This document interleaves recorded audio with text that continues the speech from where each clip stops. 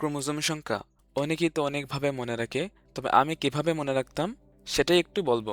গুলকৃমিতে chromosome সংখ্যা সর্বনিম্ন বলতো কয়টি? 2টি। মানুষ রেশম পোকা একসাথে মনে রাখবা বলতো কয়টি?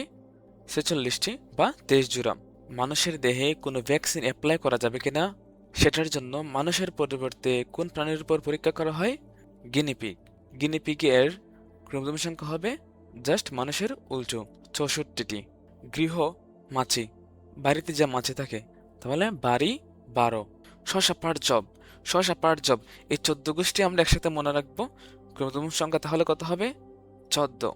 ধান টমেটো, ধান টমেটো কত হবে? 24। গমের ক্রোমোজোম সংখ্যা হবে ঠিক ধানের বিপরীত, 42। গোল আলু গরিলা, সব গোলটো সল্টু, কত হবে? ধান টমেটোর দ্বিগুণ, 48। গরু ছাগল, গরু ছাগলের হাট বাজার, হাট ষাট। কবুতর, সেটা হচ্ছে 80।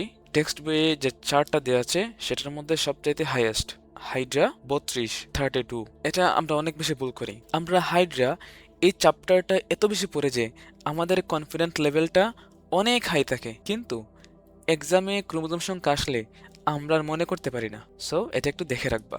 এক্সাম এডস রিলেটেড ভিডিও পেতে like, comment, share, subscribe and follow করার সাথে থাকো। আর কমেন্ট করে অবশ্যই জানিয়ে দিও নেক্সট ভিডিও তুমি কেমন চাচ্ছ।